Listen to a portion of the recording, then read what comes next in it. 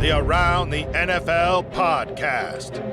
Is sorry you didn't get that quarterback you wanted. Welcome to another edition of Around the NFL, a very special edition of Around the NFL, the post-draft edition of Around the NFL. 7 rounds in the books. And now we're going to talk about it. Dan Hanzus here, Gregg Rosenthal, Marc Sessler. It really does feel, finally, Mark, the end of the yellow brick road. As we're going to have a great episode today. We're going to dig in on winners and losers. We're going to go check in on our sandwich props. We're just going to really kind of put this draft to bed, and then we are on some level set free until training camp. Yeah, it's interesting because I think day 3 of the draft it's a long haul. But I was thinking today as we were creeping from the 6th round into the 7th that back in the days in old Culver in the old newsroom when the 4 of us would be together in our cube farm waiting for it to end, that the minute the show would end, Wes would lead the way out of the newsroom to a local tavern somewhere in Culver City, downtown Culver, and we would Typical would be Rocco's. It was often, and we would sell, or the Cozy, but we would celebrate what you're just mentioning, that this is a pivot point, a turning point in what is an off season that barely exists until now. I don't know, Dan. We got around the AFC and NFC coming up this week. We got projected starter series is coming back. You know exactly what I mean, 13. Gregg Rosenthal. No, and I love it. I do love the feeling, and I could feel it on day 2 once you start seeing these rosters, because after day 2, it's guys you're not expecting to play much, kind of get filled in, and you have enough of your answers, and it's like, okay, now we've kind of got the talking points. We've got the teams that we're going to be talking about, and I'm ready to go. And yeah, of course, the show will continue throughout the rest of the spring and into the summer, and we're going to have a lot of fun. But in terms of what's coming up, what lies ahead, the draft was kind of the end of the beginning of the end. That sounds right. And now we're going to talk about it. And we kind of have a tradition on this Saturday show. We do it winners and losers style. So why don't we get it going? And Gregg, why don't you get us started? Okay, I'm going to start with the Washington Commanders, who I don't know if we gave full throated enthusiasm because we knew Jaden Daniels was going to be the pick there at 2, and it is a really exciting time for their franchise to totally restart with a quarterback that's that exciting. And then you look at what they did on day 2 of the draft, and you had so many picks. And I was going to make the first winner, the team that finally stopped the slide of my boy Johnny Newton, who maybe he fell because of that foot surgery, but I think they got a great value. He's going to be ready apparently for the offseason at 36. They get another player who I think can play right away in the slot cornerback from Michigan, Marc Sessler still.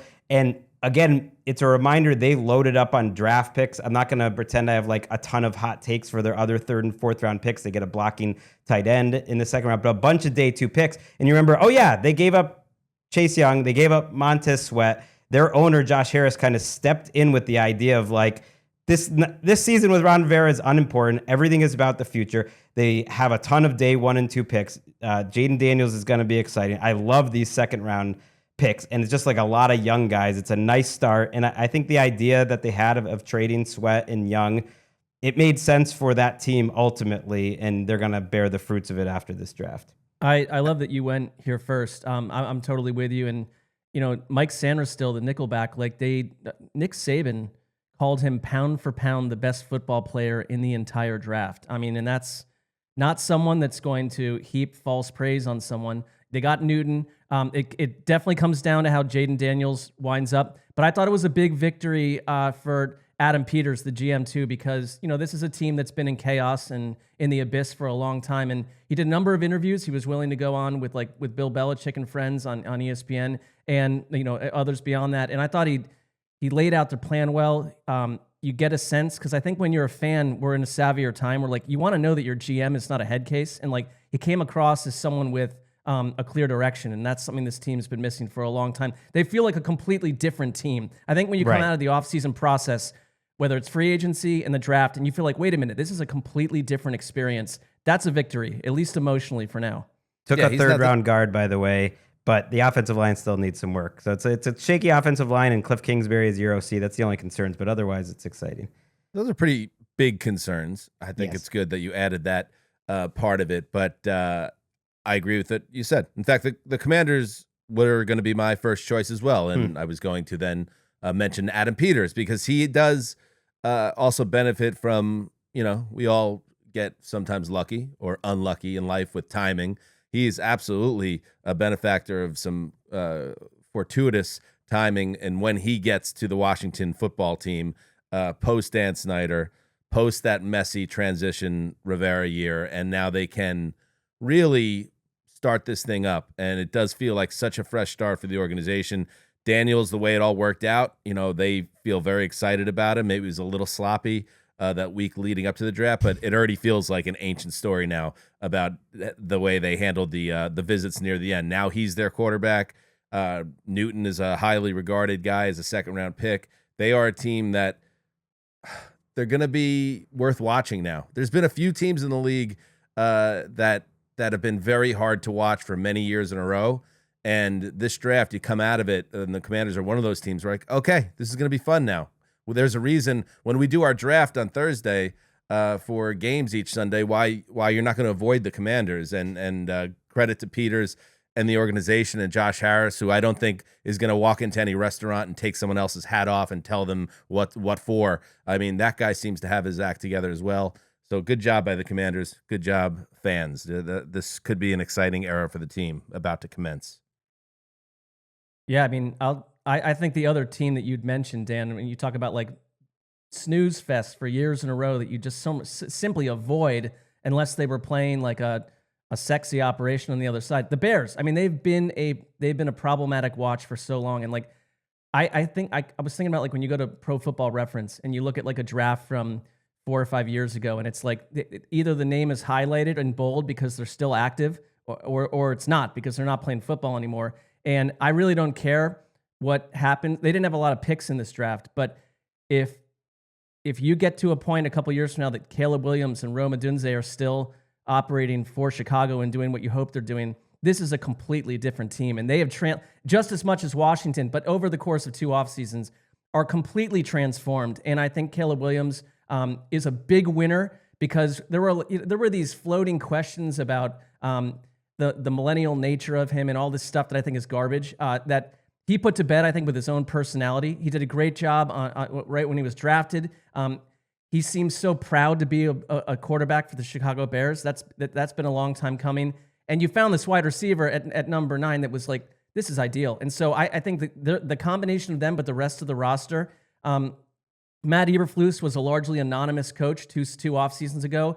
You're starting to realize like this GM and coach together, the whole Chicago Bears situation looks so much more promising that I'd put them right there with Washington as a team that you feel completely different about. And it's like, I'll be annoyed if Gregg is drafting the Bears, early on in week 1 or week 2 next year, because I want to watch them now. And I've not felt that way about the former Mitch Trubisky-led Bears in a billion years. So that's new territory for me. It's like, fine. If you're going to put them in primetime 5 or 6 times like they seem to with the Bears every year, now we get Caleb Williams and Rome Odunze.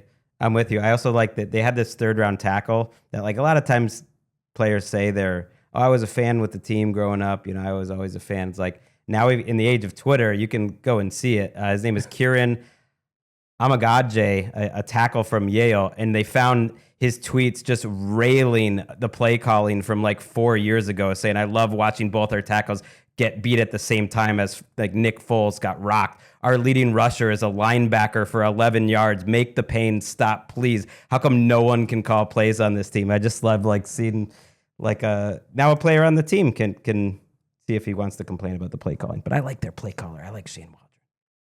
So, winners, Commanders. Mark, yours was the Bears. Right. And you guys are killing me because you've now hit both the ones I was going to talk about. The Bears was almost too obvious. But you got to lead with those two, I think. The Bears, like, how could you do better than they did? So what are you saying you're saying that Mark shouldn't have brought it up? And no, it was my 2. I just mean like anyone is getting too cute mentioning teams before the Bears. Maybe I was too cute even. It's like, how can you win it more than Caleb Williams in a I think it's especially do you not have a 3rd winner in this selection process. I would say I'm definitely a loser in the winners section in terms of the timing. But I'll find a way to get even. I'll say that it's so it's so striking the difference 1 year makes. What happened with Bryce Young in Carolina as the number 1 overall pick, and the way I hope teams learn from that, and putting a kid into the starting lineup with nothing around him is a recipe for disaster. And that was kind of a perfect storm of poop for the Panthers, because to get to that number 1 pick, you had to trade your number 1 wide receiver when you didn't have much behind him at all. So you took away this gifted young player in DJ Moore, and then you get the number 1 guy you want. Forget about the CJ Stroud component, but just the idea of not having any help around. And I'm blown away by the difference for Caleb Williams, who has Shane Waldron coaching him. He has DJ Moore, as I said, on the outside. You have this fantastically exciting rookie prospect in Roma Dunze. And we know that wide receivers can hit the ground running as big time producers. So that's a possibility here, that DJ Moore, who I think was a 1,500-yard receiver with a ton of touchdowns, now has a potential superstar joining him. And oh, by the way, Keenan Allen is on this team. And Keenan Allen, before he got injured last year, was on pace for like 130 catches.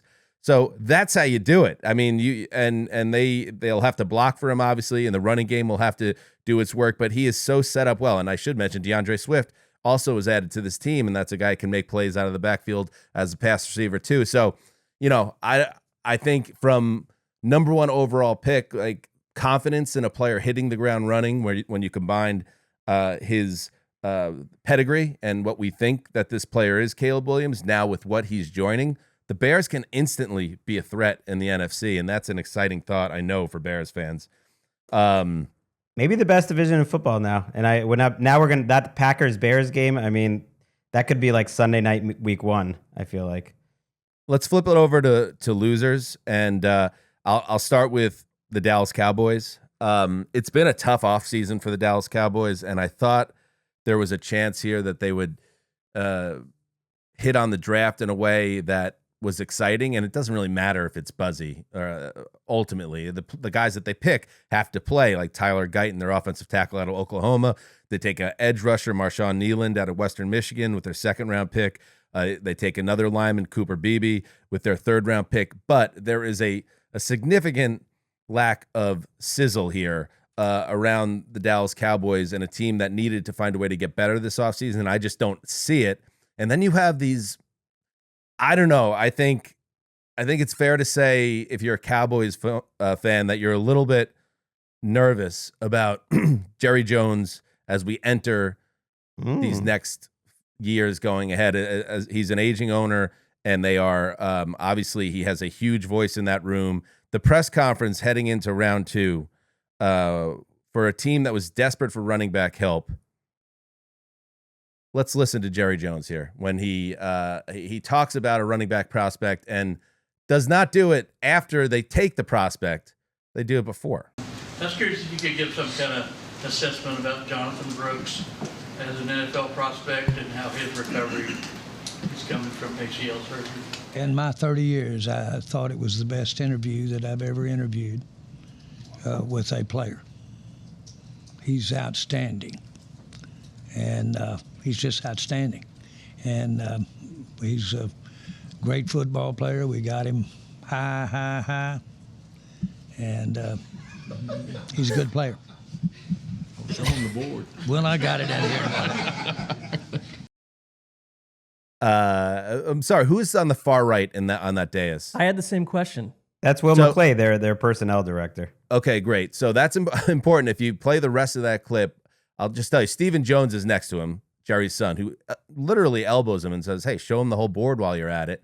Yeah, Mike McCarthy just sitting there essentially like a corpse, like, I cannot believe this is what's happening. And then you have the personnel director who ends the interaction with media with, and there's a lot of other guys we like too. So you basically give away how desperate you are for Jonathan Brooks, who then, of course, goes to another team. And I don't know if it's direct, there's a correlation, but they take Jonathan Brooks 46th in the 2024 draft. So the Panthers jump up and get Brooks. And I just thought that was like a snapshot into the world of the Cowboys right now, and the reporting that's coming out today that the Cowboys are now interested in a reunion with Ezekiel Elliott tells me everything about an organization that's needs to find a way to get over the hump. But if anything, I feel like they've backslid a little bit this offseason. I am with you, and I think the Ezekiel Elliott part of it is uncreative. It is embarrassing because here's the thing. I think Jerry Jones over the last 5-6+ years and his team kind of quieted some of the criticism about it being a bit of a Wild West operation because they drafted really well and they made good decisions. And I know, in the past he always overextended his own players and paid them too much, but they were a team that drafted well. Like this offseason has been a complete disaster. And there's, when it was 2 months ago, complete disaster. That feels a little. I don't want to. I don't think it is. Here's the thing, but because this is a team. This is one of the 5 or 6 teams that went into the offseason viewing themselves as a Super Bowl team and verbalize. Because here's what annoys me. Because you don't have to say anything. You don't have to say what you just said in that press conference. You don't have to say what you said months ago, where Jerry Jones is telling the world, and everyone's going to listen and talk about it. We're all in. We're going to do everything. And I'm tired of talking about the subject at this point too. But it's like you're going to say that, and then you do nothing. Look, I think they ended up with a guy in Tyler Guyton that might not be ready to play right away, and yet they need him to play right away after trading down 5. But to give them some credit, they picked up an extra 3rd-round pick because they might need another starter to start this year, and that's Cooper Beebe. So it's like, okay, you traded down, you maybe did get an extra potential starter at guard in the 3rd round. We'll see if that works out or not. But the Brooks thing is crazy to me. Not only did that lose me a sandwich, my Jonathan Brooks Cowboys, that direct hit, which I thought was going to happen, that was before the draft. I made that pick, and then he said that. The Panthers traded up. Of course they're aware of that. And they're probably aware that the Cowboys are heat-seeking a running back anyways. And Jonathan Brooks, if he wasn't coming off a torn ACL, I mean, his tape as a receiver and just how he can move his feet as a big guy is pretty great. Like, he could have been a potential 1st-round running back if not for the injury. And yeah, you gave away the game and you don't end up with your guy in the 2nd round. Jarrah turns 82 later this year. And if you haven't seen it, and you can check it out on YouTube if you'd like, where the show also lives, just seeing the way Stephen Jones especially was reacting, and Mike McCarthy, I think, was in a catatonic shock at that point, how they reacted. To the Cowboys' credit, and this is to Jarrah's credit, to Stephen Jones, to Mike McCarthy, the last 3 seasons, 12-5, 12-5, 12-5. And a lot of that has been going back to strong drafting, and they've been able to become a top team in the NFC. It's just, I can't shake that feeling. And this, now I don't want to step on around the NFC in 48 minutes, but my overall thought is they already had, the window was the window, and now they missed it with Dak and CD and Micah when they were younger, before 2nd contracts, and now they're stuck in this kind of, I don't know, purgatory, and they can't really improve the team because if they want to keep the core together, they're gonna have to pay all those guys. So you're kind of stuck in between, and then you're picking late in the draft because you keep on having a great regular season record. So they're kind of caught in this twilight zone, and it'll be interesting to see what Cowboys team we get in September. Yeah, the biggest concern for me is the change of tone in the Dak Prescott talks, that the Cowboys are kind of putting it all off, and Dak, when asked about it at these charity events and stuff, has a very different tone too, and that's an awkward situation. He has a no tag clause in his contract, which is massive as he hits free agency. And yeah, they could decide to just rip the Band-Aid off. And you're right, they've drafted well, but they didn't last year, when I thought they kind of reached for need. And I kind of think if you look at this draft, they kind of reached for need too. Let me just final point, when you look at their depth chart, because I really thought they needed to add a playmaker to their offense. They don't get the running back they wanted. You still obviously have CD there, although you have contract drama around him. You still have Brandon Cooks, who's a very solid guy who found his footing. Right now you have Jalen Tolbert as a starter. You have a 6th-round pick, Ryan Flournoy, taken. You have a 7th-round pick last year, Jalen Brooks, on the roster. Kavontae Turpin is there as an option. It's not hot. It ain't hot on that depth chart once you get past the super duper star and Brooks. So Cooks, I should say. All right. How about another winner or a loser? Anything you want, Greg. Well, just because you mentioned it with Jonathan Brooks, just a quick winner on Bryce Young. I thought the first round pick, moving up to take Xavier Legette was a little risky. He's a risky prospect. He kind of reminds me of Jonathan Mingo, the guy they took at 40th overall last year. Is like, he's not really a guy that gets open, but when you see him running in the open field, he is just like a sight to behold. I would like guys that could get open. I know that they're hoping the offense, helps you out a little bit more.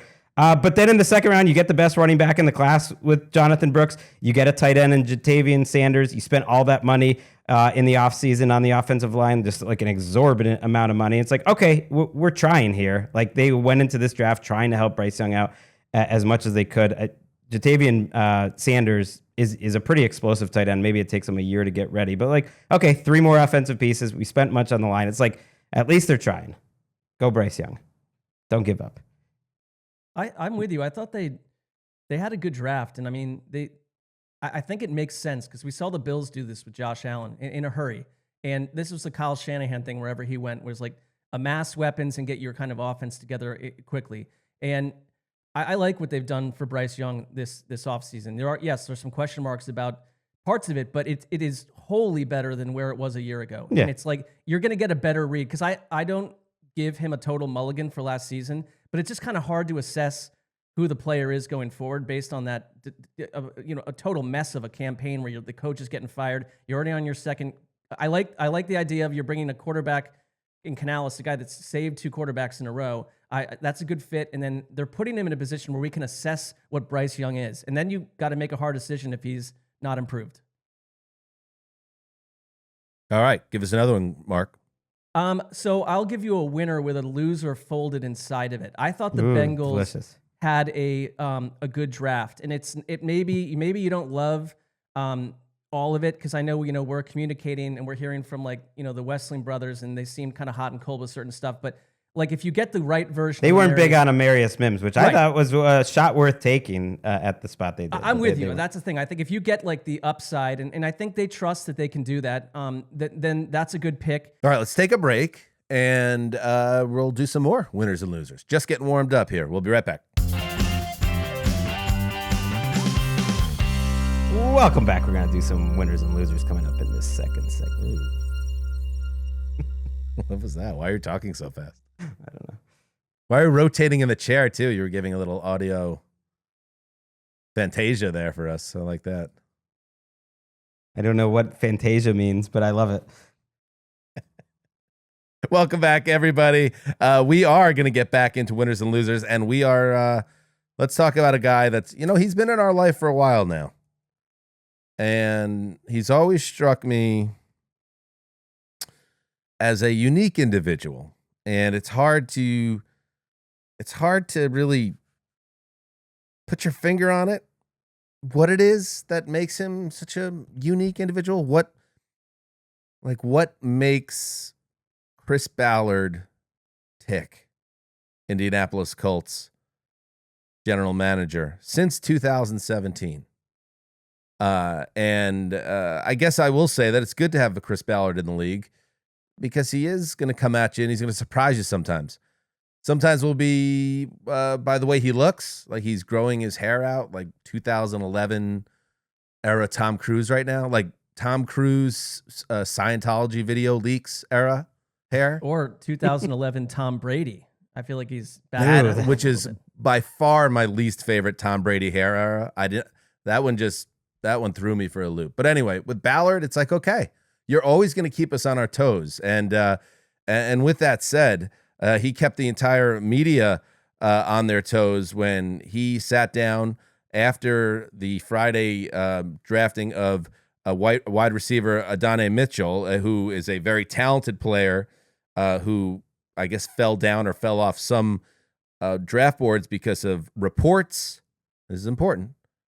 Reports of character concerns, okay? And a lot of these reports were not necessarily strongly sourced, but it stuck to Mitchell, whether he deserved to or not. I don't have the data or the research to tell you whether this man should have been getting dinged with character concern reports. But what Chris Ballard doesn't like are people throwing it out there and not putting their names behind it. So hit it, Chris.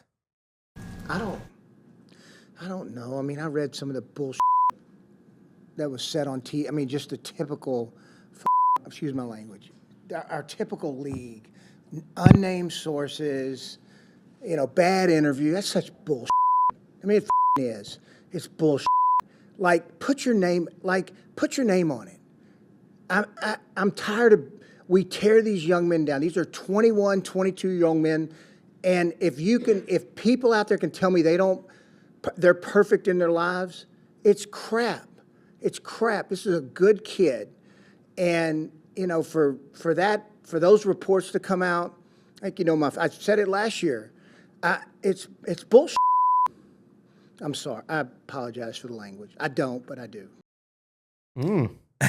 So he obviously, that's mad. He's big mad there about it. And I did like, and we'll learn more about Mitchell and his NFL journey here now. But he was asked, Mitchell, the receiver, was asked to describe his game later that same day. And this was good. His response, the best. That's like a Liam Gallagher type response. That is a wild journey there. And look, I think it worked out for Ballard. He ends up taking Laeti Latu in the first round, the top defensive player on his board, clearly, because he was the first one off the board. And knowing this is a deep receiver class, and to have a guy like A.D. Mitchell, who everyone expected to go in the first round and has some real number one receiver type traits fall to him, it worked out well. And Ballard's mad, and I mean, that's a friend of Lance Zierlein, who's a friend of the show. So that's a strong character connection there. I think the issue with Mitchell, though, and I'll put my name on it, and I don't know about the character stuff. There probably was stuff out there I didn't see. But my issue was when you watched him, it just looked like he was going half speed like a lot of the time. Like he just didn't go all out every route. And so that's not a character issue. And there can be conversations about why that happened and why that didn't. But that's going to take him off some people's boards of like a guy that you didn't feel was giving 100% every single snap in college. And there might be reasons for that. And clearly the Colts don't mind. And he's probably going to play right away over Alec Pierce. He's a better version of Alec Pierce. Ballard definitely, I mean, we've got a lot of, track record with him. He certainly likes traits in players. He wants big, strong, lanky, tall guys. And like the Colts are built around him. And like in other organizations, like I'm not sure he would have survived because they misfired on the quarterback situation post Andrew Luck so many times. But I will say this about Ballard, Dan, like he looks about 12 years younger to me right now. The hair, the skin, I don't know what's going on. It's like there's a bit of a glow up happening there. And like I know you've had like Ballard personality. I don't know what it is, or just like the overall vibe of him. The favorite type of frog thing too. That's out there. But like he to me looks about as good as he's ever looked. He's had what was that? What was the frog thing? What's your favorite type of frog? Well, what's your favorite type of frog? We know that. We should just gaslight Mark and say we have no idea what you're talking about. Oh, that I'm would just be trying absurd. to, for the two of you were on that hill together because of a combine experience. I understand. Yes, that, but like, yeah, he did famously ask that. Yes. Would you say that do you not agree that he looks younger and fresher? And this is one of the biggest one of the biggest takeaways I have from the draft. Sure, yeah, I think he looks good for his age, and I think going back to that standing in Indianapolis, Greg, you and I next to each other, and watching him address the media for the first time all those years ago, like what happened today is kind of hammering home that like that initial observation, like this guy just feels a little different. He's got a little something to him, a little piss and vinegar, a little bit of an unpredictable nature to him. Yes. Maybe he's a perfect GM for ownership with Jim Irsay, Something you can't quite put a finger on. Can't do it. But Eric Ebron did. This story got passed around so long that Eric Ebron responded to it and said, this is the same dude that trashed my name throughout the league. Said I quit after I played knowing I needed surgery. This is cap. He's saying that Ballard's just grandstanding about A.D. Mitchell, and I think he's the worst GM ever. So that's Eric Ebron's opinion. Okay. I was just like, okay, I didn't know this was a thing, but I guess it was a thing. All right. I have one connected to that Colts team because I thought they were connected. That the Colts and Chargers were winners for the same reason, just that they passed on wide receivers at spots that they absolutely could have. And if the Chargers had Malik Neighbors or the Colts took Brian Thomas Jr., like I would have liked those picks. But if you look at the combination of what they got, the Colts got Latu and Mitchell, and then the Chargers got Joe All, like a really great tackle prospect, and you get Lad McConkey in the second round. You make those decisions not in a vacuum, knowing that receiver is deeper this year, that the two-pack you're getting with your two premium picks is going to be better, perhaps, if you pass on the wide receiver early. And I just think the Chargers had a nice week. They also got Junior Colson, who's probably going to start right away. Just a David Harris clone is kind of his MO, and he played for Jim Harbaugh. And it's just so nice to have Harbaugh. I mentioned the quote the other day. Randy behind the virtual glass. Let's play the other Jim Harbaugh quote talking about his brother texting him during the draft. And my brother texted me, after the pick, and he said that's who I would have taken if he was at that pick. What was your response to your brother's text?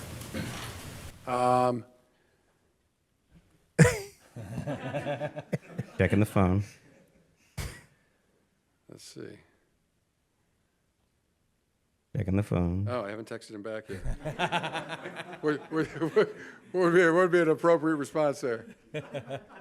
Thanks. Okay, so thumbs up. I'll just go with the thumb up. Joe, you've got it. I'll give him a pound. I'll give him a pound emoji. Oh wow, that's cool. Like my dad, Keith Hanzus, I feel like in the last 18 months or so started rocking with emojis for the first time, and it's a jarring moment. And I think Jim Harbaugh using emojis is not something I could ever admit, and I think he was playing along there. He had no idea what they were talking about in terms of putting a thumbs up. He probably wrote thumbs up. That would be a move. That feels like a Jim Harbaugh move. I'm glad you brought up the Chargers there too, because I agree. I think the only thing I was nervous with the Harbaugh hire was that he's such a huge personality and character at this point that he's almost too big for a team like the Chargers, and it could lead to some chaos with him being unchecked power-wise and some strange stuff going on. Like, for instance, answering the phone when the Patriots called about a trade of Justin Herbert. And I just feel like it's been a sensible.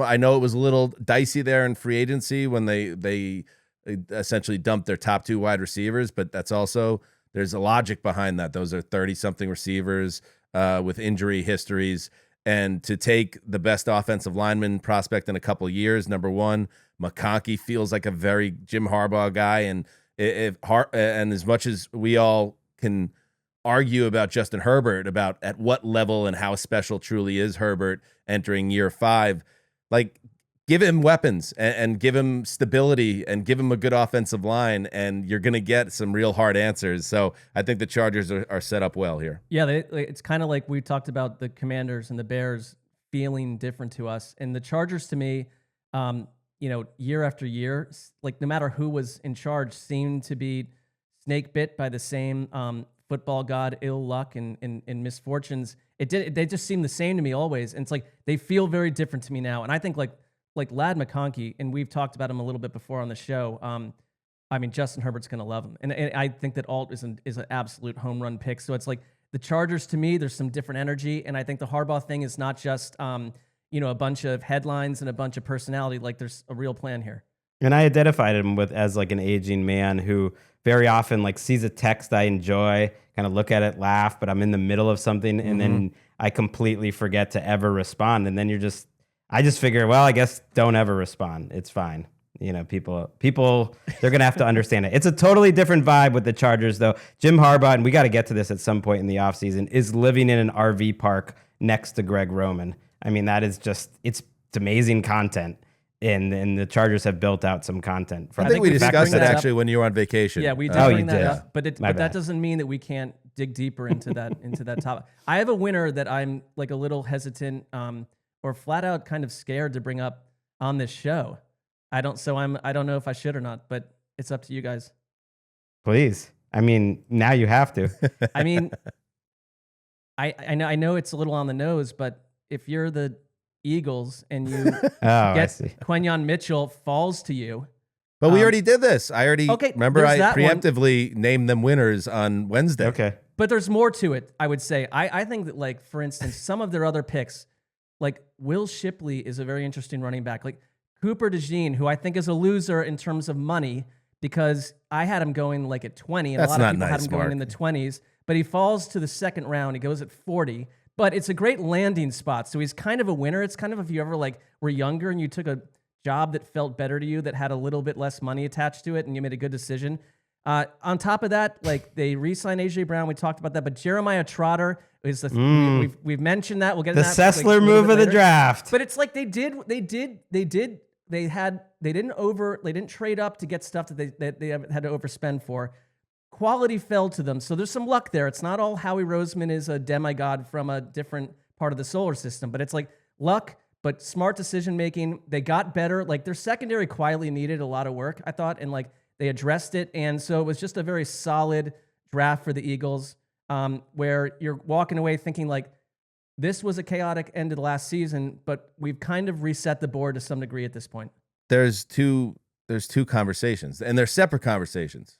So that's important. Like my take that I've shared, that I feel like NFL media in general is filled with a lot of copycats and people that just crib the notes off people who are seen as tastemakers in terms of opinion. I think that is a epidemic that as somebody who, listen, you may think Dan gets a lot of things right, a lot of things wrong, but I tell you, every opinion I have is my opinion. And sometimes I think, and it's something that actually comes from how I feel and I share it. There's too much out there, people aligning themselves with people whose opinions are respected on a higher level. Gregg's part of the problem with this. And I think no, you're not a part of the problem. But Gregg, you are one of the tastemakers, by the way. And that's a credit I'll give to you. I know that's why it makes you a little uncomfortable. I bring it up because Gregg I don't think people are consciously thinking like this. They just like the same sort of team building that like Howie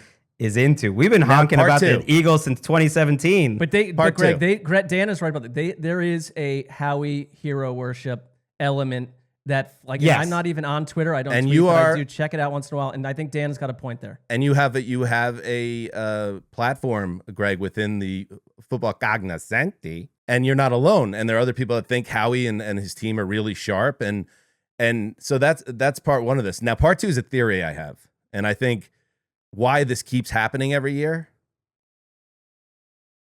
I believe the Eagles are very online. This is a theory I have, and the Eagles. So when all of these boards come out about these draft boards about who's a good value, who these mocks, isn't it funny that the guys that are widely mocked in the first round and then fall to the later rounds, it's always the Eagles that are the ones that get those guys. So I think the Eagles are the decisions they make are very similar to the mock draft community, the top mock draft community people, and then when they take that guy that, oh, wait, he was supposed to go 23, but he's going 38. And everybody's like, oh my God, the Eagles done it again. Maybe the Eagles aren't doing any work at all. And they are just like basically studying like Daniel Jeremiah's top 50 or Mel Kiper's big board. And they're taking whoever's the highest left pick. It's like the guy in your fantasy league who doesn't know anything, but just takes best available player. And then you're like, whoa, how did that person last into the third round? I think that's a little thing that's going on with the Eagles. So I got multiple theories out there. Gregg, I respect your football knowledge. I'm not saying you're part of the problem, but it's people that then follow the people that are deemed the intellectual tastemakers of football universe that are on my radar. Good job, Eagles. It looks like you got better. And you better get better. I love this theory because it just shows what a boondoggle it is for the roughly 37 men and women, mostly men, let's be real, in suits in a white shirt with no tie. There's like an Eagles uniform. That is the most crowded draft room I've ever seen. There's 30 dudes with suits on, but all they're doing is printing out the consensus big board. And you know what? There's actually a real answer to that. You might be onto something here in reality, because the Ravens and the Bengals are like this too. There are a lot of analytical thinking that, like, if you go by the consensus big board, if you go way off, for instance, the consensus big board, like over time, it's been proven production wise, like the consensus big board actually does outperform basically anything else that you could do. You really could draft off. And the consensus big board, Arif Hassan, who's been on our show, he puts it together, is from like 100 big boards. And you're kind of right that if you do go off that, over time, it's been proven like that's pretty effective to maybe not be like the Jaguars, who are always taking guys like 50 spots before they were supposed to go. I think you make a a compelling point, Dan, with your theory. And there is probably an element of truth to everything you're saying. But the other way you can go in the draft is be a team like, like we talked about this a bunch the other night, but like the Falcons that takes Michael Penix when no one thought you would take him there. And then they took a defensive tackle, next that like people are saying, wait a minute, that guy's meant to go in like the 4th or 5th round. And it's like suddenly things start to look nonsensical, slightly dark, slightly crazy. And it's like that fan base, that front office is thinking differently and not thinking the way the public thinks. But do we like that? I don't know. I think I've made my point on the Falcons clear, but like I think the Eagles are very well run, and not overthinking things I think helps you a lot. I also think there's the NFL now forget about the cognoscenti. The NFL is also a copycat league in thinking a lot. And when a player starts dropping down the board, I think there's a lot of teams that go like, oh, if so-and-so doesn't like him, why should we like him? And to the Eagles' credit, I don't think they think the same way. I think if they like a player, they go and get him. So I guess the overarching theory here is that the reason why they keep on being the belle of the ball is their draft style, like, and their draft methods and methodology connects with what everyone's obsessing about for 4 months, and with their mocks and all the things that they're obsessed with. So when the Eagles make the pick that everyone's been spending weeks and weeks about these certain players, it's like, yes, the Eagles, they did it. You're right. They've legitimized not just their roster, but me. You're right. But Greg, I'd ask you a question. Like, why do you think that Cooper DeJean fell? I think that was a genuine surprise that he fell even that far into the second round. I think he can do a lot. He's a good return man, which matters a lot at least this season. As in today's NFL, it's like he seemed like almost any team could use him, and it's like a lot of teams did not agree with the value. Yeah, I think that maybe people viewed him as a tweener, and they didn't quite know where to put him. And like, honestly, being a white quarterback, I honestly think that's an issue. Like Bomani Jones talks about it a lot, like joking. It's like white coaches let your athletes stay at cornerback. They always end up moving them to safety. They never end up getting a chance to stay and play at safety. Like, this is a crazy athlete, but he did show versatility, and maybe just people didn't quite like, he didn't fit the profile, and they saw him as a safety and a guy you move inside who goes later. By the way, you share your opinion, Dan, with Bill Barnwell, who said he responded to something I said about Howie, that like how he's done it again was trending on Twitter. And he was like, my curse with Howie is he could, and I think he's basically saying the same thing as you in a different way, that I think he's consistently a B+ GM. And when he's down, people don't like him because he's sort of defending him. But mostly when he's good, people are mad at him because he points out, the bad picks, like the Andre Dillard pick and the Jordan Davis pick, which he got a lot of credit for. The Keely Ringo pick last year, he got a lot of credit. It's like, he has plenty of misses too. He was and hot. that's fair. You mentioned it last week. He was hot for Zach Wilson. I mean, right. Some of this stuff. Things happen. You know who's kind of becoming the Eagles? And just a quick winner is the Lions. Like the Lions secondary and the Lions confidence, like their chutzpah right now, that you trade up for Arnold. That was a great pick, Terry and Arnold. And then you stick and you take another corner who was by far the highest guy on the board for Daniel Jeremiah's big board, Enos Rakestraw Jr., and you just kind of take the value. And between those two guys and Carlton Davis, you've really remade your cornerback group, and that's great. But the thing that makes me realize, like, they're a little getting high on their own supply in a good way. They've been confident to take bold picks. They traded a 3rd-round pick next year to draft Giovanni Manu, a player that was not invited to the scouting combine, with pick 126. So they paid a 3rd next year for pick 126, a 360-pound tackle from the University of British Columbia. And they think it's like they're Jordan Mailata and that he wasn't going to necessarily fall that much further. And that's great. They have conviction about it, and they believe like they are the team to turn him into gold. But that's a gutsy pick to trade a 3rd for a guy that was playing in Canada. Mark, you got one? I do, and it's a player who's already in the league, and I think it's Brock Purdy, because we were in this 48-hour window where, like, I think if the right situation had been presented, either Deebo Samuel or Brandon Ayuk are not on the team anymore. Instead, they're both on the team. They're not going to get traded, and you add Ricky Parasol. So it's like you actually just added a weapon during a weekend when cap, money, whatever situations, relationships could have taken Brock Purdy in a very critical 3rd year with a Super Bowl window open and taken one of his biggest weapons away. So, some of this stuff that we had talked about for 40 days, like Ayuk and Samuel came up more recently, but it's like in the end, like what the move that doesn't happen could end up being the biggest move for one of the best teams in the league. Did you see Ayuk texted the Niners? Maybe it was Lynch or Shanahan after the Pearsall pick. He's like, that pick was fire, not going to lie. And then I saw somebody on Twitter pointed out, like, that's a text sent from a guy that feels confident he's not the guy that's going to be traded if a trade gets made. Exactly. He sent like an IG story too, like dancing around this weekend. I think he is going to get paid. But Debo spoke to Diana Rossini and said the team, he didn't say that the team told him about possibly trading him or not, but she asked about the reports and he just said, I know what's going on. It is what it is. I'm good with staying with them. I'm chilling. And the way the 49ers talked about it afterwards, I think they were probably open with him that like, hey, we did have these conversations. And the way they spoke publicly, it sounded like that door is closed now and that they're all going to be there. And so you're right. Purdy's a big winner. This one's kind of tough to classify. Tony Khan, who's the right-hand man of Shad Khan, Jaguars owner. First of all, I believe he's still wearing the neck brace, and that doesn't surprise me. Let's start here. He was today. Yeah, because when you suffer a neck injury on a pile driver, you're still peddling this one. It's not the idea that you're going to get better in a day. It might be months. It could be years. So I hope Tony's okay because despite Gregg following, tens of thousands of people that are wrestling fanatics, you seem to not understand that the bumps are very real. Well, here's another one.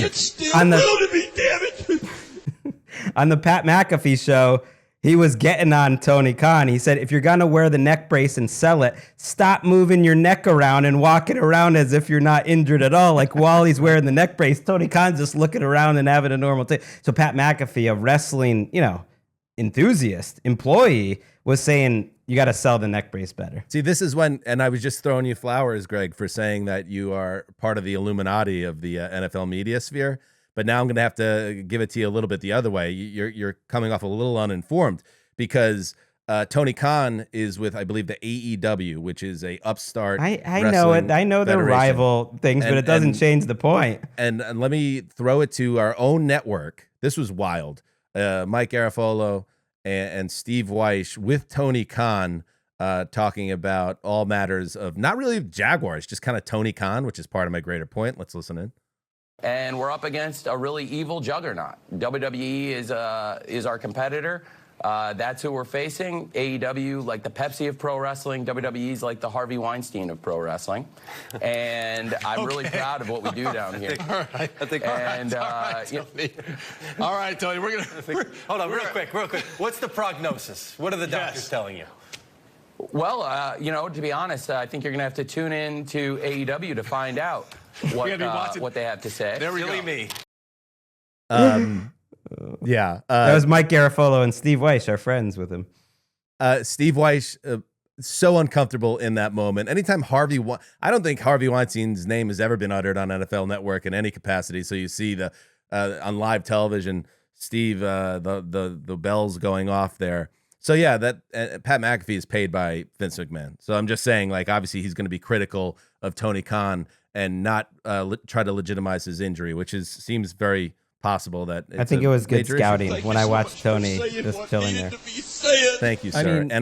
And one last thing, Mark, I want to throw it to you on this. Now let's say for a second that it is all a work, right? And there's no neck injury, and it's just a promotional tool. How does this make the Jaguars look? I like fun stuff. I love when people in football don't take themselves too seriously. There are on some levels limits. And when he's in the war room with the neck brace and then he's giving interviews and dropping Weinstein on NFL Network, and like, it almost starts to feel like, are we, I don't know, man. Like, what were your thoughts, Mark? Yeah, because I thought some of the more notable images from the weekend were when he's sitting there, and I'm with Gregg that there's a lot of neck movement underneath that neck brace, but he's turning to his right. Getting better. Yeah, he's turning to his right, but to his right is Doug Peterson, Yes. former NFL quarterback and head coach, a large man who's serious. This is a very serious pivot point in the His career is on the organization's line. history. Yeah, and you got Trent Baalke, who's trying to mend fences after what happened to him in a press conference a couple days ago. And it's like the looks on their faces were my favorite part of the draft on one level, because it's like, wait a minute, what's going on with this? Like the son of the owner in a neck brace. And we've had him on the show, and he's entertaining, and like I think it's all for sport on some level. I'm not sure of the accuracy of the injury based on the industry that he's trying to apply to us. I tend to side with Greg that it's not accurate. For his vanity project, which is this wrestling federation, it's gold, obviously. Right. But it almost kind of overshadowed everything the Jaguars were doing. That felt tonally, I would think, maybe a little off amongst Jaguars fans at the very least. Jags fans, let us know. I would point out that, we're only a couple years removed from Mike Vrabel's teenage or 20-something-year-old son during the Corona draft, dressing in a full-body onesie that was quite revealing and strange, and that happened on national television too. So, Was that during COVID? Yes, it was like Nothing when they counts were going during to. COVID. Yeah, no, nothing counts. Right, maybe Belichick's dog was taking pics. Right. He drafted Tyquan Thornton, I believe.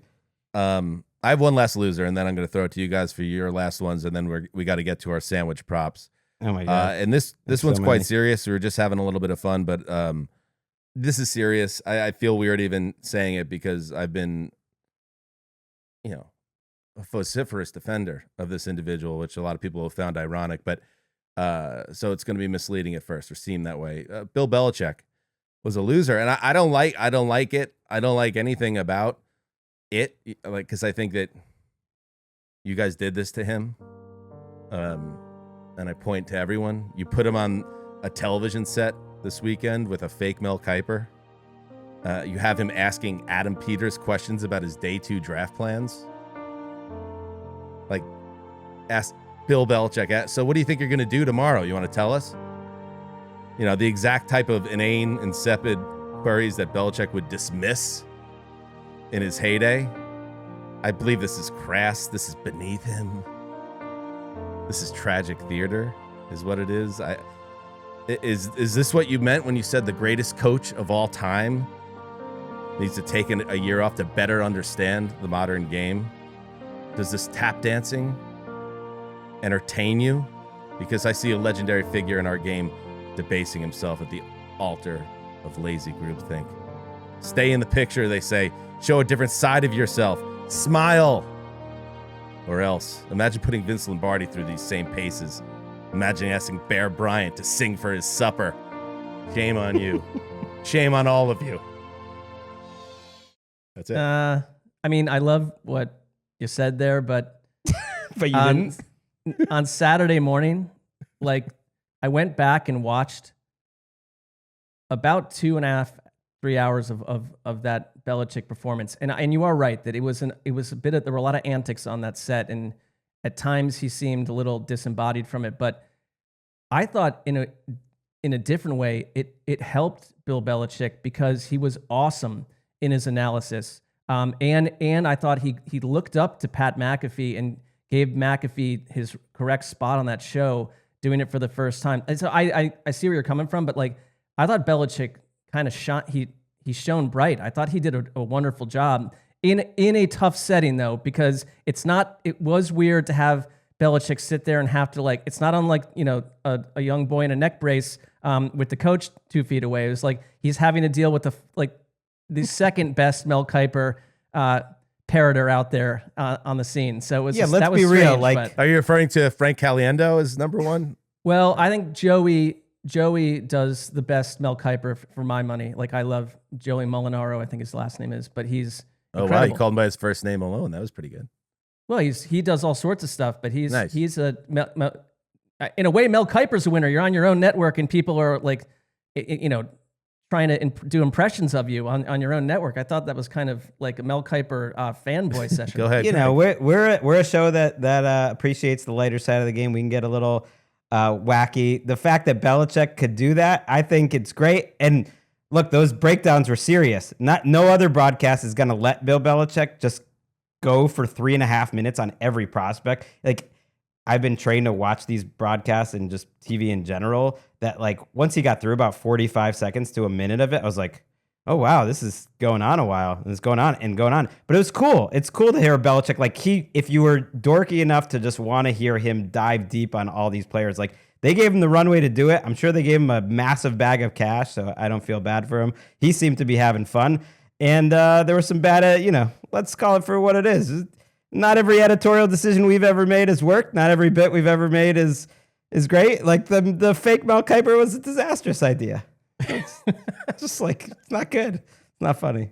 There's a song by The Who called Behind Blue Eyes. And I guess while everybody saw Bill tap dance in there, I was looking behind those blue eyes, and I saw a guy in his own prison that could not believe he wasn't in a war room trying to find a way to win yet another Lombardi trophy. I thought I'll stand on that. I thought he was having fun.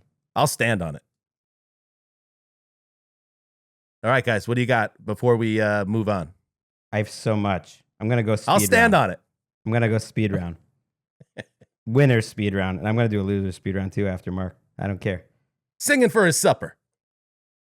Cardinals hope. 7 picks in the top 90. They're the first team since the 1991 Cowboys to have that many picks. They quietly had a really solid, I would say B+, A-, considering where the picks were last year in terms of their rookie class. 4 like real contributors, 7 picks. I don't know if they're all going to work or not. Like, I'm not going to break down like if Darius Robinson is a day one great player, but Marvin Harrison Jr. adds juice, and like just a lot of guys in the top 3. So there's a lot of hope. I like the Packers always take guys that like don't have a lot of pop. It's meat and potatoes, but they end up playing right away. Jordan Morgan's going to play right away, their offensive lineman. Their linebacker, Edgerrin Cooper, second round, probably plays right away. They had another second round pick at safety. Javon Bullard probably going to play right away. Marshawn Lloyd, I liked him. He was DJ's top running back. He's a little buried at that position, but he'll play eventually. And then they make the pick of the draft. I don't know how Michael Pratt from Tulane fell this far. He changed the entire program. Maybe the greatest player in the history of the program, and a legit quarterback. I will put sandwiches on it that he will outlast at least one of these first-round quarterbacks in the NFL, that he's going to have like a 10-year plus career. I get why he doesn't have a big arm. Like, why maybe there was medical stuff. I'm shocked he fell to the 7th round, but at least a team that knows quarterbacks well picked him up. So the all around, I think, a nice meat and potatoes draft by the Packers. I thought that's good. That's what they needed, right? Like, this is a team that's really loading up now, and they're ready to make a real attack in the NFC. You don't need to take big swings. Just continue to build the roster in a sensible way. Yeah, I think their running back stable looks really interesting right now. I'm going to give you a TBD because there are open questions about this team, but you mentioned the Cardinals, and I'm with you. There's a whole different feeling around them. They had 8 picks at one point when the Browns had made only 2. And the one thing that did pass with the ending of the 7th round is that from a draft pick angle, not a money angle, we get that, but from a draft pick angle, the Browns are free of the Deshaun Watson trade. And I think Andrew Berry is a winner outside of the Deshaun Watson situation, that through these seasons where they've been hamstrung without first-round picks, that they've had good drafts. And I think that they took a defensive tackle, Michael Hall, out of Ohio State, who's got a lot of upside. They took a guard out of Zach Zinter out of Michigan, who looks like a badass to me. But then they had no 4th-round pick, and then they're picking a bunch in the 6th and 7th round, and it's like, the cost comes home at some point, not only for Deshaun Watson's contract, but the fact that you're one of the few teams in the league that for seasons in a row cannot build through the draft correctly. And I think Barry's done a good job navigating that in free agency and through the draft itself.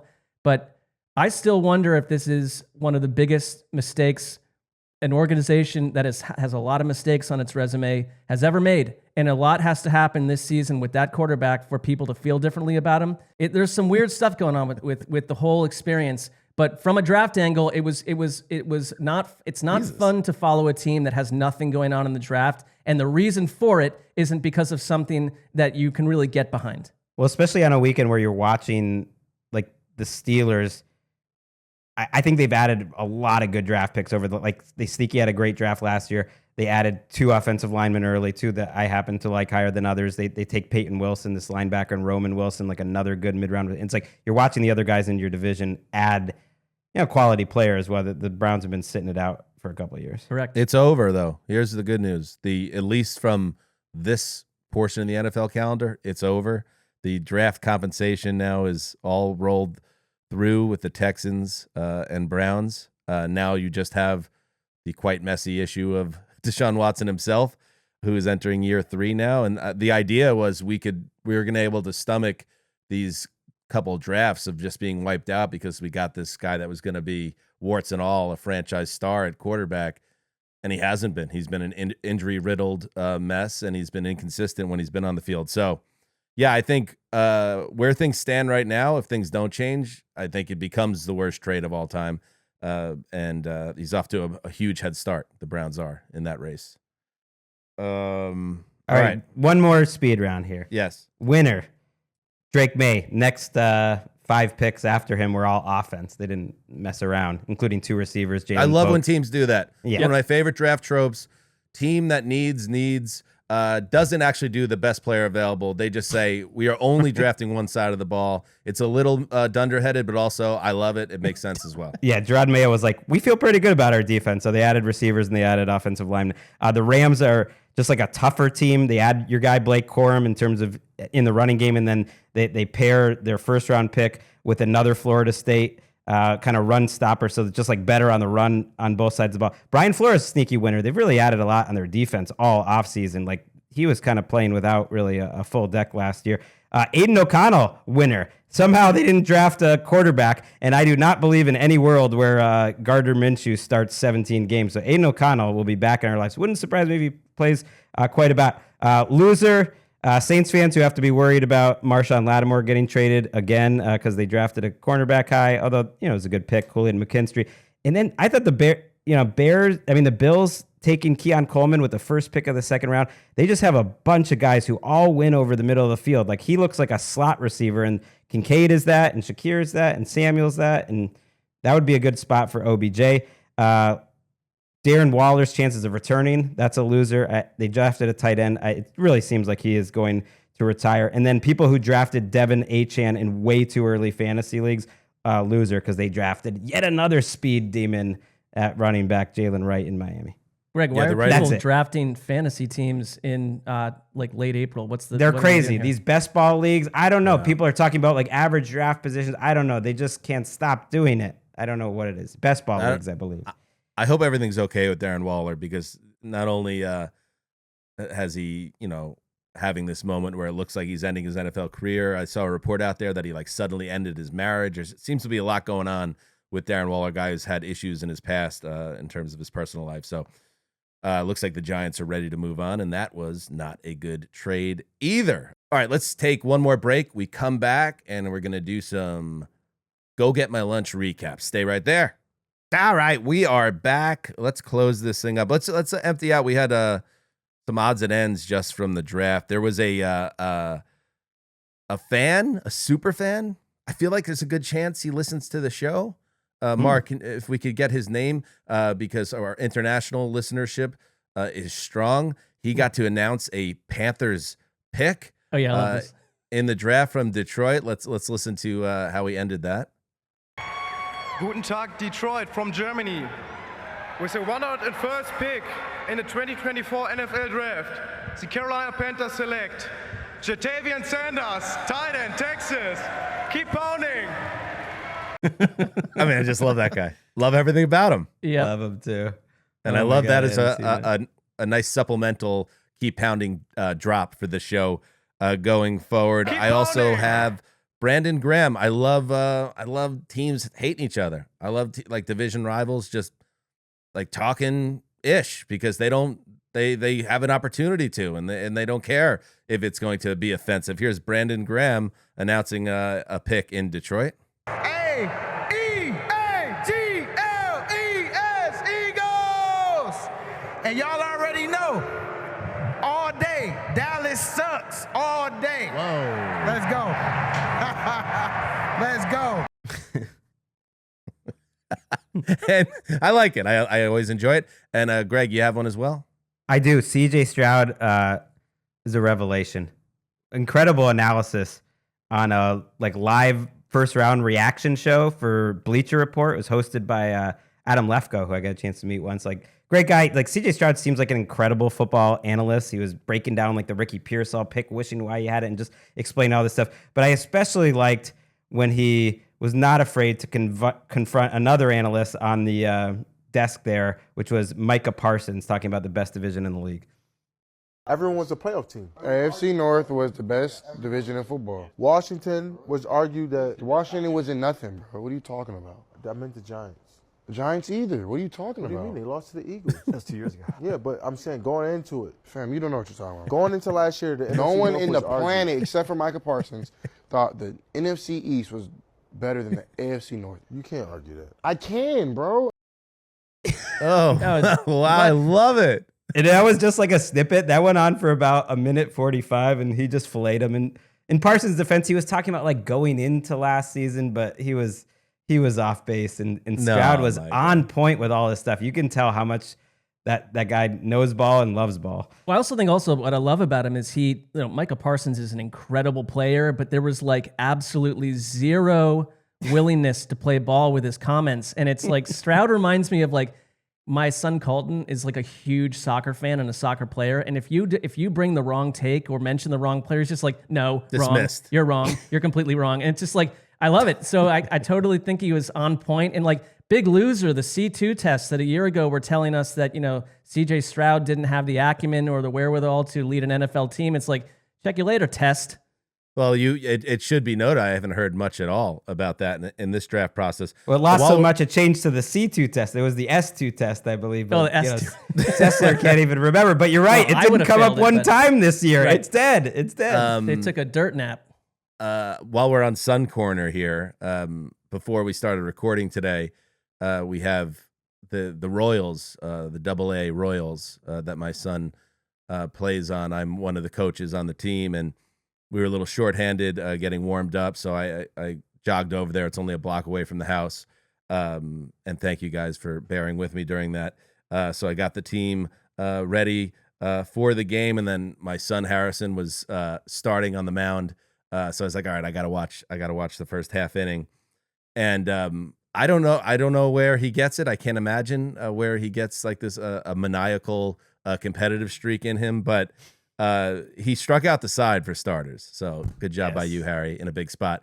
But also the other team that we were playing, the Expos, who somehow the Expos are in this league. They're not the Nationals. Mm-hmm.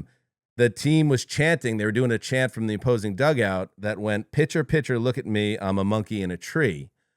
And I kept on seeing Harrison kind of his eyes darting over. He didn't like that they were doing that chant. And after he struck out the third batter, this is a memory that will stay with me forever. He walks off the mound just staring at the dugout. Yes. Of the opposing team to the point where he starts just backpedaling back toward our dugout, staring at them after striking out the side. No smile, dead-eyed, like Max Scherzer. Like, it was an incredible moment that showed that he might be as nuts as his dad, and I love him for it. Shout out to Harry, my co-coach Jeff Grondell, and the rest of the staff. We've been fighting through it this year, but that was a nice moment. You shut that other team up. That's what I like. Maybe he's like a young Albert Bell in the making. That would be wonderful. I'm a big celebrations guy. I'm always loving the celebrations, and it is fun. And I feel like Walker played his basketball game today, and there is a fine line of like, when do you get too old to be? Because if they hit like a couple shots early, like some of the players, in the 8, 9, 10 age, it's like, oh, they're going to show the other team up. They're going to do some celebration. They're going to do some dancing. At some point, the other team is going, that other team might come charge Jack. Who knows? At some point, like you have to maybe dial it back, but it's fun to watch little kids do that. I would not pick against Jack even if 9 kids ran at him if he is fired up. He's got a wonderful temper on him.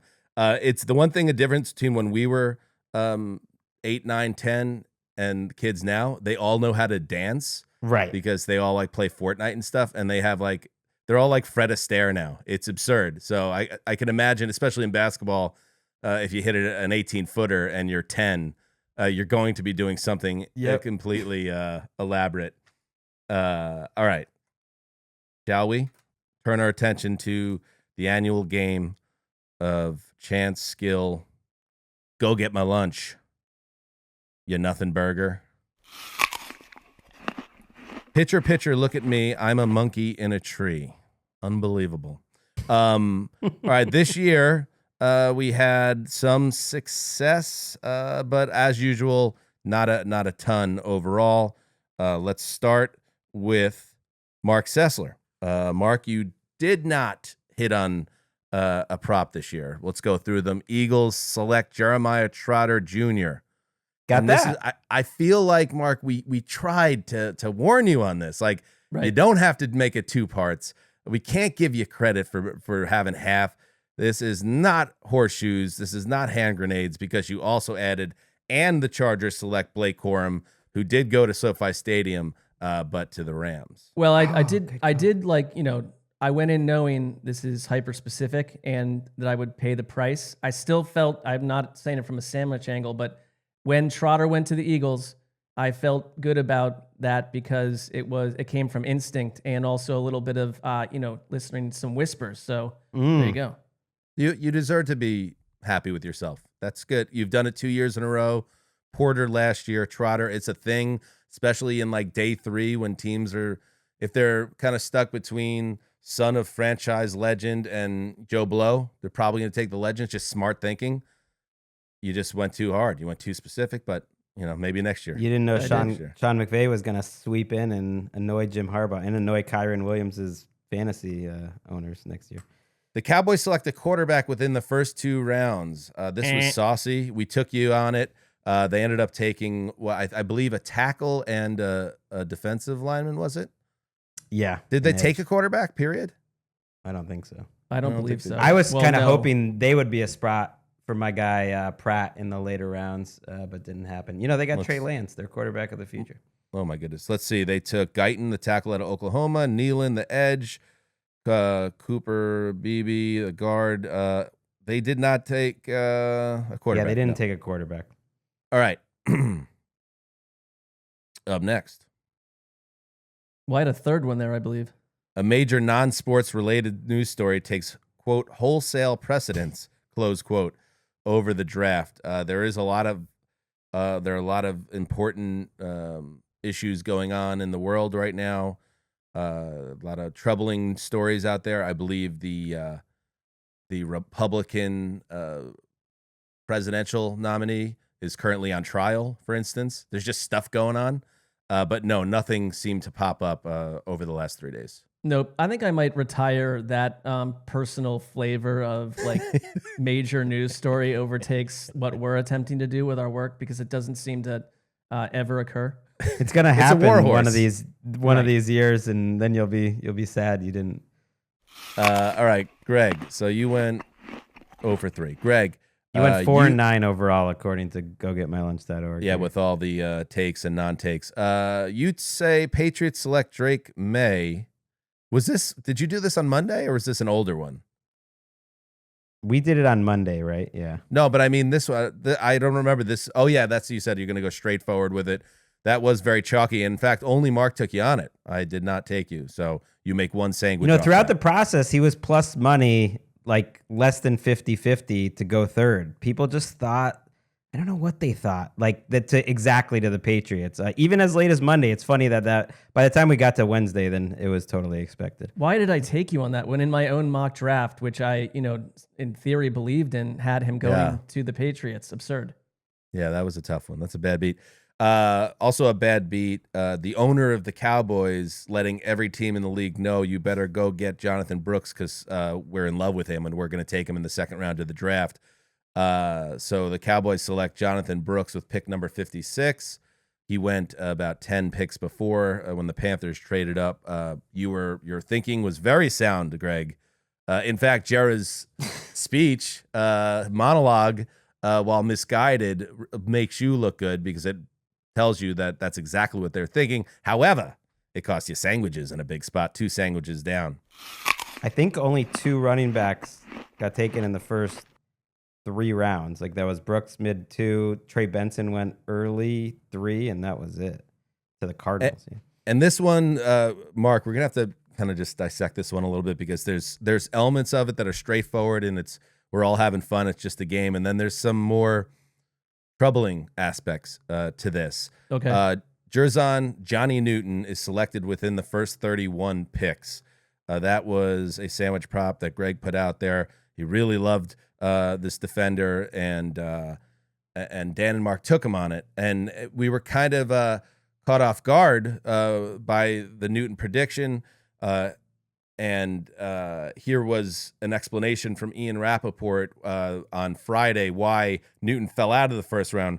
Let's start here, which cost Greg the sandwiches.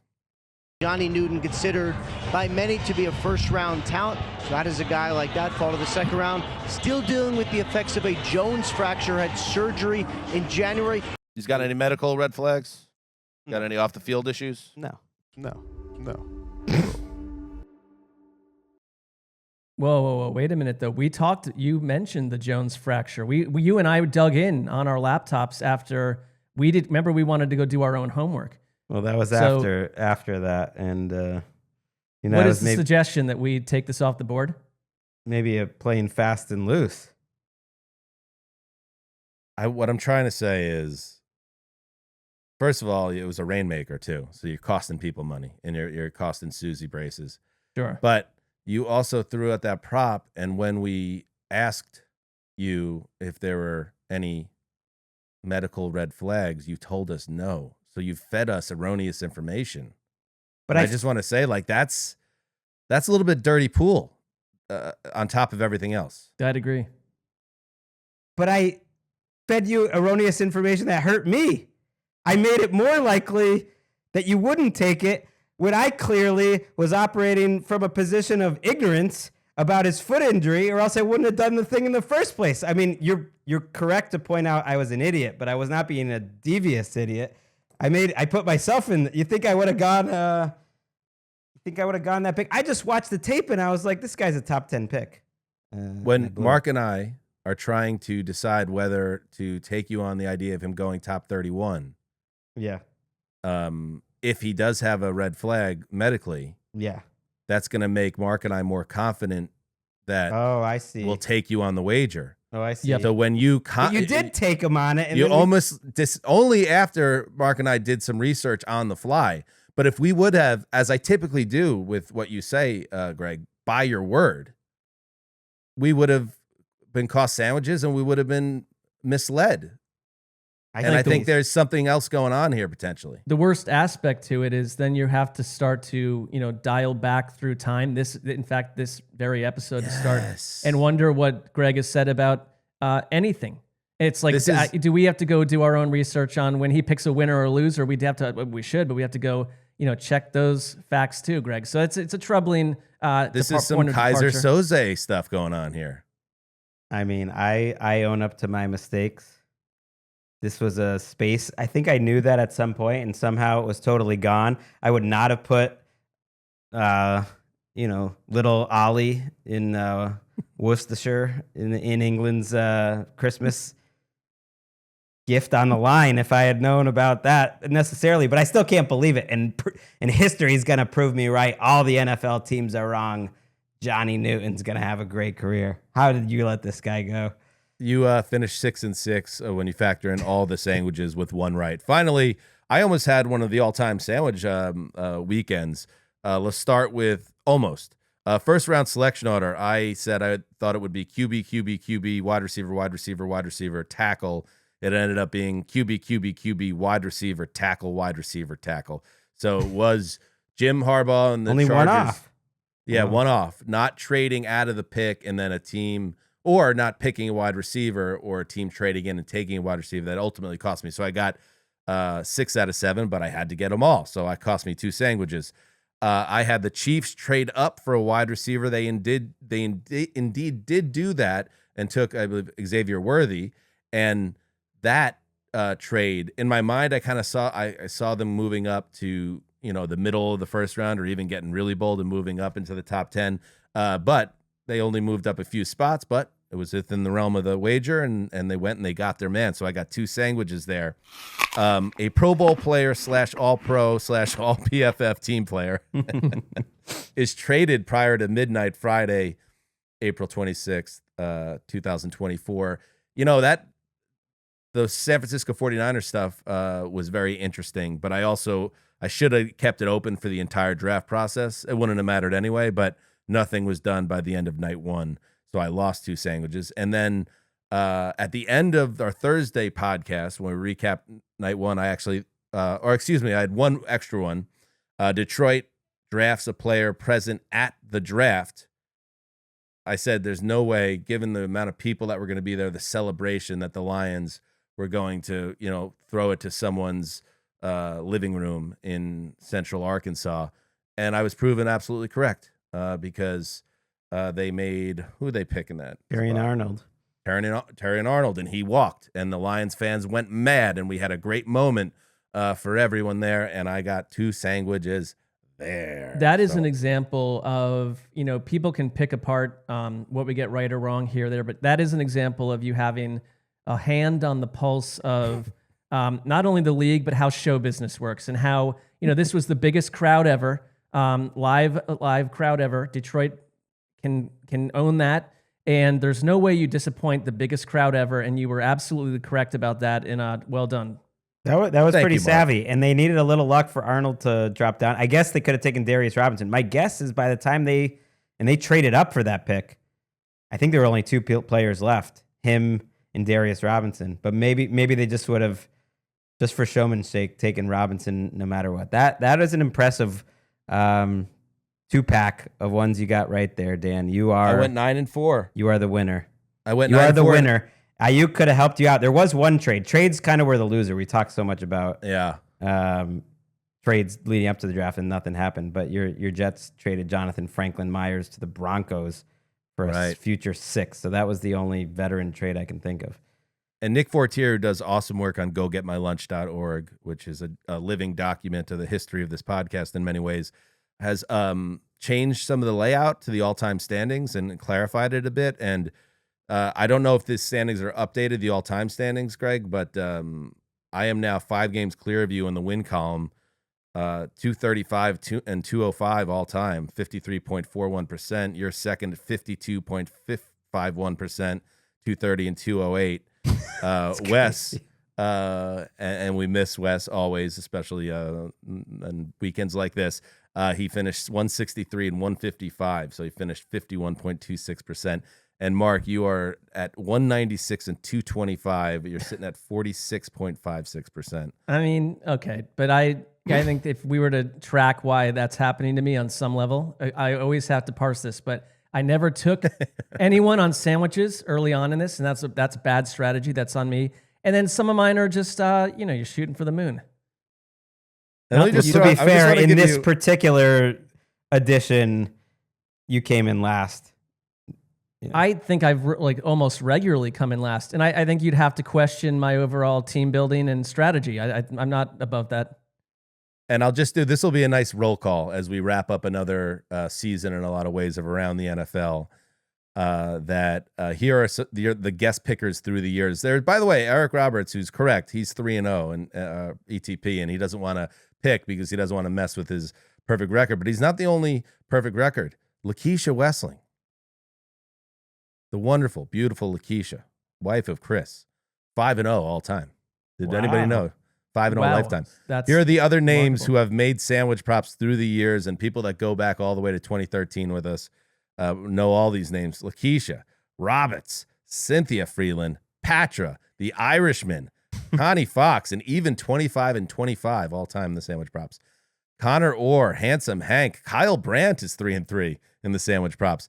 Claybon, TD, our original producer, Erica Tamposi, the gold standard, Ali Benpuri is 0-1 lifetime.